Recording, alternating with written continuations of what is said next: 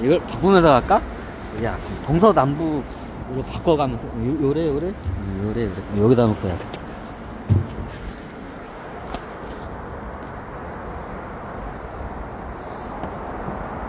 이게 다 주식하고 연결돼.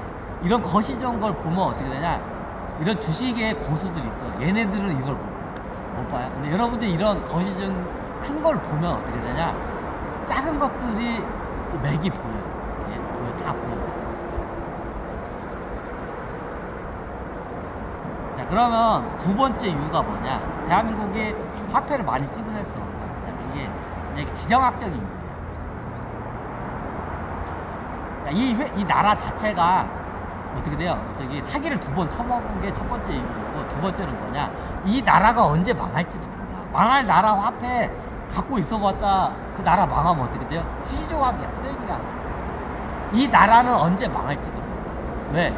지정학적 이유인데, 남북 전쟁으로 해서 어떻게 해요? 휴전 상태야. 전쟁이 아직 쉬고 있다는 상태, 휴전 상태야. 뭐 언제든지 전쟁이 재발발할 수 있다는 거야. 그러니까 남북 간에. 그리고 어떻게 냐, 이 나라가 골 때린 게 뭐냐, 중국하고 러시아 쪽으로 해서 국경으로 해서 북한이 있으면서 얘네들이 항상 이쪽을 갖다가 동아시아, 극동아시아 쪽을 다 어떻게 하냐, 공산화 하려고 지금 어떻게 냐, 시계만 그 당시에 소련하고 중국이 어떻게 되냐, 극동아시아 국가들을 갖다가 다 공산화를 시키려고 했었어. 동아시아 쪽. 그러니까 어떻게 위태로운 상황이죠. 그러면 그 최고 앞에 서 있는 게 어디냐, 우리나라야. 자, 예전 보면 공산 국가가 동아시아에서 우리 이게 딱 어떻게 보면 저기 중국 다 저기 있죠, 베트남 저거죠. 그리고 어떻게 되냐, 몽골도 이제 사회주의였죠. 저기 소련, 러시아 위쪽 다 어떻게 소련이었어. 그러면 여기 동아시아 쪽은 유일하게 공산화가 안 된 나라 딱 두 나라예요. 대한민국하고 일본. 대만 있잖아. 대만 있는데 대만은 하나의 나라로 보잖아. 이거 대만도 헌법이 그렇고 중국도 헌법이 그래. 중국과 대만은 한 나라로 가. 그렇기 때문에 그냥 공산, 일단 대만은 제껴. 대만은 제껴. 일단 대만은 제껴야 돼. 이 헌법상으로 대만 헌법도 그렇고 중국 헌법도 그렇고 어떻게 해요? 같은 나라로 가.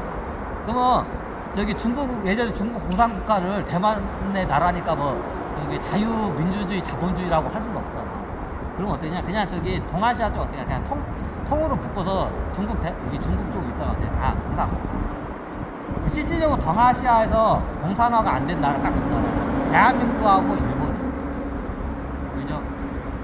그러면 어떻게 냐, 그 당시에 최강국인, 공산국가 최강국인 중국하고 소련은 어떻게 돼야, 일본하고 대한민국을 공산화를 시키고 있어요.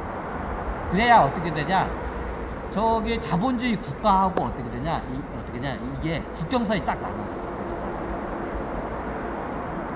여차하면 미국 애들이 태평양 건너서 일본을 보급 전초 기지로 해서 대한민국을 어떻게 돼요? 국경선으로 해서 대륙으로 소련 땅하고 중국 땅으로 들어가요. 이게 미국의 시나리오예요. 그렇기 때문에 중국하고 소련 입장에서는 동아시아에서 대한민국하고 일본이 공산화가 되면 이렇게 공산권과 자본주의권의 국경선이 어떻게 되냐, 태평양 자체가 국경선이 돼요.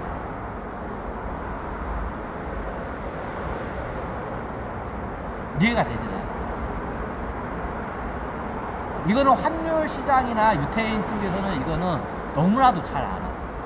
한국이, 대한민국이 공산화가 되면 일본은 시간 문제다. 시간 문제다.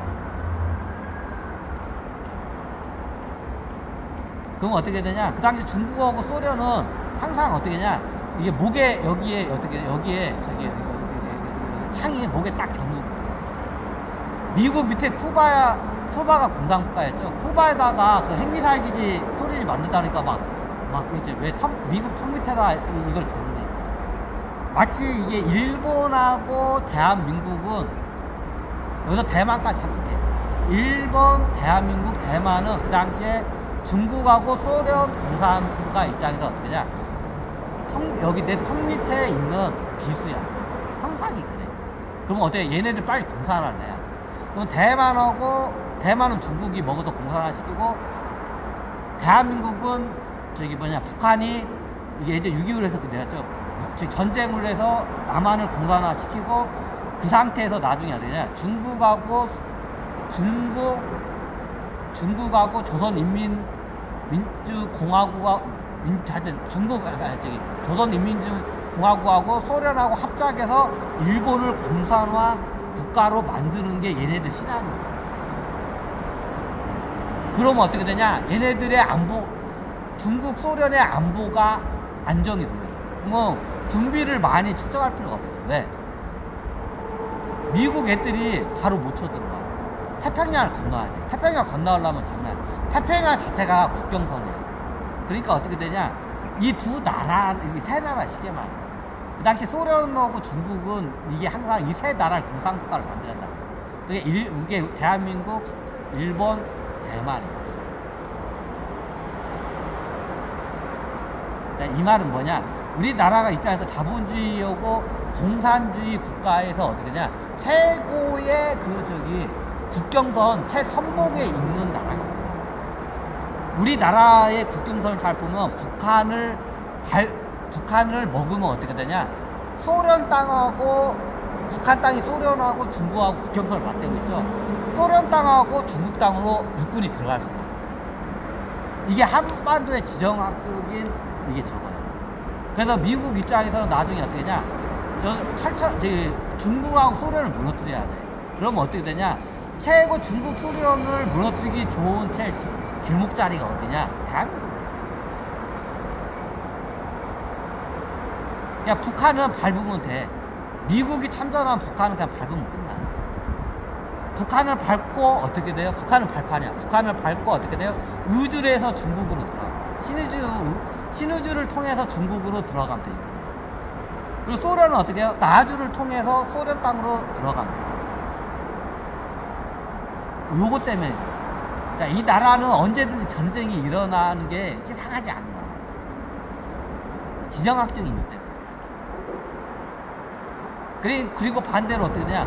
소련하고 중국 입장에서는 어떻게 되냐?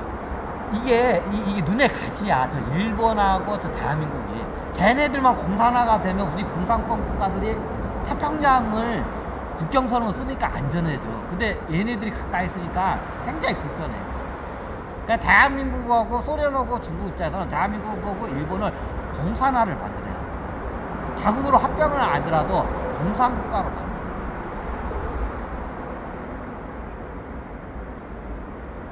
그죠? 그러니까 어떻게 되냐? 최고의 공산국가하고 자본주의 국가의 그 국경선이 어디냐? 딱 두 개가 있어. 국경선 두 개가. 대한민국하고 북한이 거기가 최고의 이제 공산국가와 자본주의 국가의 국경선이 대한민국 38선. 북한하고. 또 하나가 있어. 그게 어디냐? 독일의 어떻게냐? 독일이 동서로 나눴죠. 동독과 서독으로. 베를린 장벽이죠. 이 베를린 장벽. 이게 어떻게 되냐? 자본주의 진영과 공산주의 진영의 국경선이에요. 시시죠.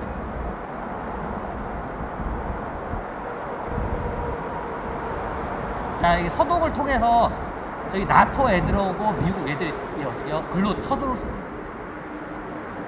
이게 최고 소련 입장에서는 최고 이태로운 게 베를린 국경선이에요. 베를린 장벽. 이게 첫 번째 국경선. 두 번째 얘들 국경선이 어디냐? 여기야. 북한 땅이야. 공산국가하고 잡아줘.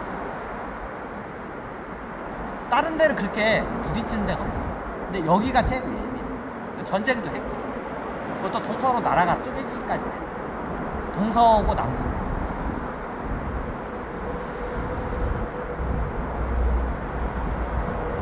그러면 베를린, 그 당시에 나토 쪽에서는 유럽에서 전쟁을 원치 않아. 그래서 미국이나 나토 쪽에서는 전쟁을 원치 않아. 근데 어떻게 냐? 공산국가들 딱 쓸어내고 있어. 서방 유럽 국가하고 미국 같은 자본주의 국가들은 어떻게 해요? 공산국가 딱 쓸어버리고 싶어. 그럼 전쟁을 해야 돼. 그럼 어디로 들어가냐? 그럼 들어가는 데가 딱 두 개야. 동독 쪽으로 베를린 장벽 무너뜨리고 동독으로 들어가는 방법이 하나가 있고, 어떻게 돼요? 여기 태평양 쪽에서 어떻게 돼요? 북한 뚫고 중국, 소련 땅으로 다이렉트로 들어가는 거예요. 이 두 개 나라만 붕괴시키면 공산국가 다 붕괴돼요. 그죠? 그 당시에 그랬어. 근데 그 당시에 나토나 그 유럽 쪽에서 어떻게 냐 유럽에서 더 이상 피를 흘리기 싫은 거야. 그래서 이쪽에서 전쟁을 하지 말자로 이게 또 끝난 거야. 그러면 미국이나 이런 나토나 이런 서방에 있는 자본주의 국가 진영은 어떻게 냐 나중에 중국하고 소련을 무너뜨려야 돼. 전쟁을 무너뜨려야 돼. 육군이 들어가야 돼. 육군이 어디로 들어가냐? 들어갈 때 여기밖에. 그죠? 들어갈 때가 대한민국 38선이야. 여기 밀고 북한 땅 밀고 어떻게 해요?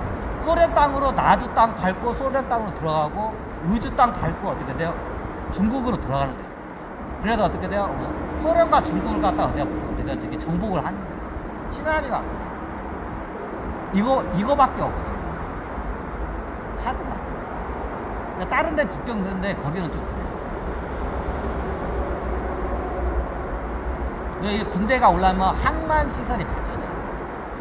그래서 우리나라에 항만 시설이 많이 있는 거고, 우리나라에 항구가 겁나게 많아요. 항만 시설. 왜 많냐? 이것 때문에. 나중에 전쟁이 일어나면 어떻게 되냐? 모든 그 연합군들이 다 자본주의 국가 연합군들이 싹 이쪽으로 다 들어와. 항구로 해서. 우리나라에 큰 항구가 겁나게 많아. 항구를 많이 만든 이유가 이것 때문에. 수출을 많이 해서도 그런데 군사적인 원인 때문에 항구가 많아. 큰 항구가 유난히 많아. 나라는 이만한데 큰 항구가 겁나게 많죠. 우리나라처럼 이 조그마한 나라에 항구가 이렇게 많은 나라가 없어. 이것 때문에 그래. 항구가 많은 거야. 여차 전쟁이 붙으면 어떻게 냐 모든 연합군들이 다 배 타고 들어와. 모든 군인이라고 어떻게 해요? 그 물자들이 다 배로 해서 항구로 들어와. 그래서 항구가 대한민국이 많은 거야. 그러니까 이 나라는 어떻게 냐 나중에 공산공화국하고 자본주의하고 전쟁이 붙으면 무조건 여기야. 무조건 여기야. 3차 세계대전이 공산 진영하고 그 자본주의 진영하고 전쟁이 붙으면 무조건 3차 세계대전 터져. 그러면 어디냐? 그 시발점이 어디냐? 여기야. 대한민국 38선이. 무조건 여기야. 여러분들이 생각해도 그죠? 들어갈 데가 여기밖에 없어.